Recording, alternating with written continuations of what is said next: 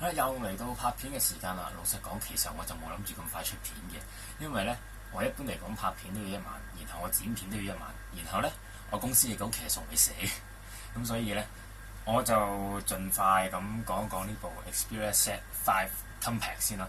咁啊可以見到咧呢部機係非常之白啦，白到咧基本上測光都俾佢影響晒。為咗呢部機可以有正常嘅曝光咧，周圍嘅嘢包括我個樣咧係啦，都已經非常之暗啦。咁呢部係一部好靚嘅機嚟嘅，我會話。咁啊，全白色嘅機身，相比起用咗灰色塗裝嘅 Xperia Z5 白色版，呢一個 Z5 Compact 嘅白色版咧，佢嗰個白咧係白得更加勻循咯。咁所以我係更加中意，亦都係直接令到我選擇咗借佢翻嚟，而唔係借 Xperia Z5 嘅原因嚟嘅。咁講起佢同 Xperia Z5 嘅分別有啲咩咧？其實最主要第一樣嘢咧係佢用咗一個4.6寸720P 嘅熒幕啦。咁啊，同之前 Xperia Z3 Compact 係一樣嘅。邊框嗰度啦，咁啊比較厚少少啦，因為佢始終係一個比較細嘅機身啦。咁佢容納翻有翻咁上下嘅電啦。當然佢都係細少少嘅台電，咁但係始終機身會因為咁樣厚少少。咁邊框嘅材料亦都係用咗呢一個 polycarbonate 嚟啦，咁就唔係一個金屬邊框。咁基本上都成部機都係一個 polycarbonate 嚟嘅，除咗機面同機底係玻璃之外，咁機面同機底嘅玻璃係唔同嘅。機面嘅玻璃咧係一塊好正常嘅觸控用嘅玻璃，咁所以當然係光面㗎啦。咁但係咧機底嘅玻璃咧，咁啊同 Xperia Z5 一樣係用咗一個磨砂嘅玻璃面。咁呢一個磨砂玻璃其實摸落去幾新鮮，我摸都有啲愛不釋手嘅感覺啦。即係我自己唔中意磨砂面嘅，但係咧呢一個新鮮感係令到我非常之過癮啊，可以話。咁所以我係周不時會摸佢。咁啊同埋中間呢一個 Sony 嘅字樣咧係啦，呢個其實中間一個 Sony 字樣見到係啦。呢個字樣其實係會有一啲光面嘅 finishing 嘅。咁啊即係簡單啲嚟講就係成塊玻璃都有打磨到，就淨係 Sony 個字母。呢個相機同 Xperia Z5 一樣啦，係一個2300萬像素嘅新 sensor 嘅相機啦。咁啊，相機對焦嘅速度好快嘅。咁係咪真係0.03秒咧？咁啊，我唔知啦，定0.3秒，我唔記得咗啦。咁但係快咗嘅，比上一代快咗好多。咁開相機嘅速度亦都快咗好多。至於側邊嗰粒補光燈仍然係單色補光燈咧，我係完全冇怨言，因為我平時係唔用補光燈嘅。我係呢個自然光愛好者，咁所以咧係啦，我係冇用到。咁另外咧一個唔同嘅地方咧，就係呢一個機邊咧係啦，佢係上面有一個 Xperia 嘅字樣，咁但係咧 Xperia Z5 嗰個字樣咧就擺喺呢度嘅，我記得。咁但係咧喺 Compact 上面咧呢個位置咧就有一個插槽嗰啲位置啦，咁同埋呢個手機繩嘅位。咁啊 Xperia 嘅字樣會擺咗喺呢度。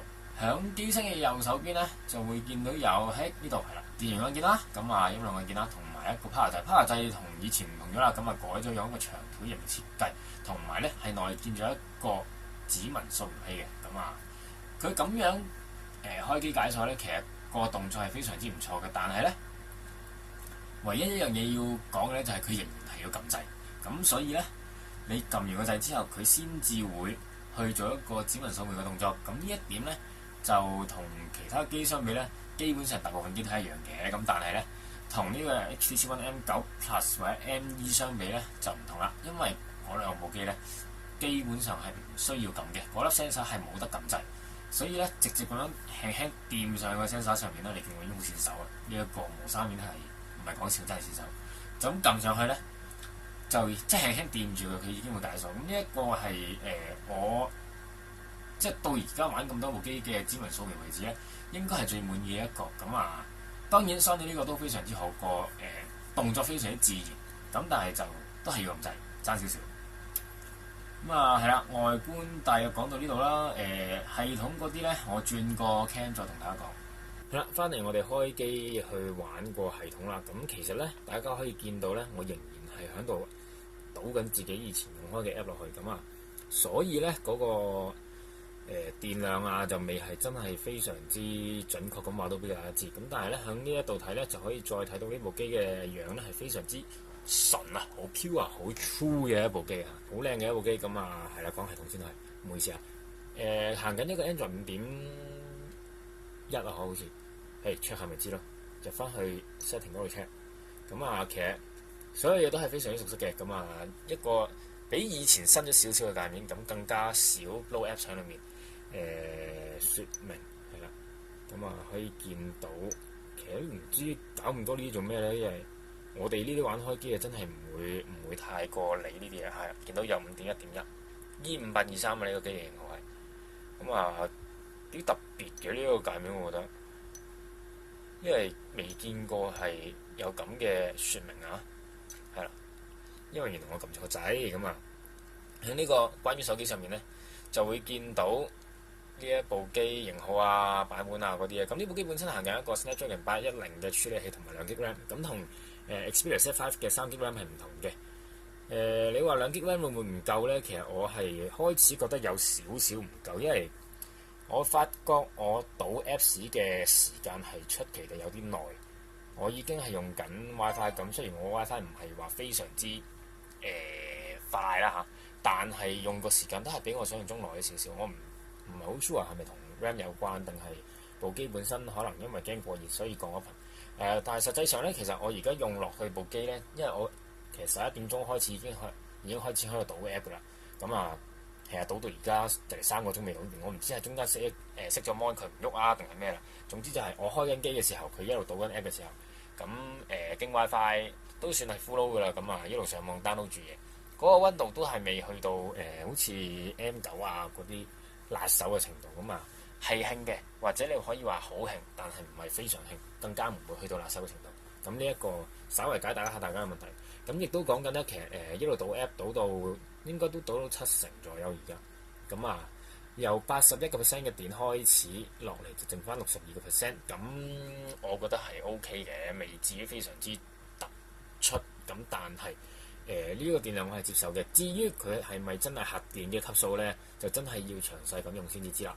咁呢個指紋掃描器點玩嘅呢？其實同一般機都係差唔多嘅，都係入去 setting 啊嗰度揾。咁啊有一個嘅安全性係啦，喺呢度揾。咁啊指紋管理員。咁呢個指紋呢，其實set 嗰陣時咧都係入翻個密碼先啦，即係後備密碼嗰啲啦。咁我通常都係咁樣嘅啫。咁當然係方便 set 嘢啦。咁啊下一步，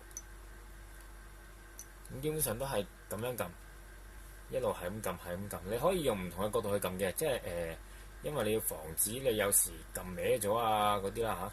唔好意思啊，眼燈有啲反光。咁呢，你會用唔同嘅角度去俾佢 scan 啦。咁係啊，咦我未試過呢個，我之前 set 幾次都冇試。咁啊再 set 過啦，我盡快啦，撳多幾次。咁基本上其實又未必需要話好完整咁掃晒成隻手指，但係你基本上平時會撳到呢一個指紋掃描器嘅面積，你都要好好地掃一次。係啦，咁就搞掂啦。因為咧佢而家係一個機質嘅掃描器，所以咧基本上你拎住嘅時候咧，通常都係嗰少少位掂到嘅啫。咁就唔同於一啲正面嘅掃描器，你有時會喺呢度掂到，有時喺呢度掂到啊。即係啲唔同嘅角度咧，就會比較少喺呢個側邊嘅掃描器上面發生。係啊，好線手呢部機真係。咁呢一個係側邊掃描器嘅一個好處，你響 set 嗰個掃描器嘅時候係冇咁費時失事，亦都唔需要太過複雜。咁但係相對嚟講咧，就會變咗，因為你冇一個正面去開 mon 嘅一個功能。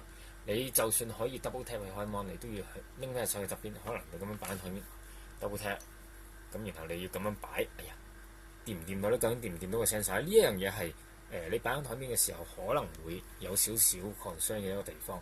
係啦，你見到我仲喺度倒緊 app 嘅，仲有都幾多 app 未倒嘅原來啫。但係我都幾肯定應該有70%㗎啦，倒咗。係啦，咁我而家一路開住機用住啦，咁佢喺度慢慢倒緊 app 啦，咁個溫度慢慢升翻嘅。頭先可能真係熄咗 mon 停咗都唔定，因為佢本身有一個 standard mode 喺度，咁所以亦都可能唔關 RAM 事啦嚇。咁所以應該係我誤會咗呢個，但係佢嘅發熱嘅程度係唔算嚴重嘅，即係我而家一路開住個 mon，佢一路倒緊 app，我一路喺度試緊機，佢呢一個位置會暖暖地，係啦，開始暖暖地。咁你見我都玩咗4-5分鐘左右，我睇住個 timer。咁我覺得呢個發熱程度係 OK，我覺得接受嘅。做咩講呢？係咁要俾大家睇下個相機啦。咁呢一個係一個2300萬像素嘅相機，咦係啦，有啲慢啦今次。咁啊，通常就冇咁慢嘅，可能係因為佢入面即係後面喺度讀緊 app。咁呢一個 sensor 咧係咪真係好快咧？對焦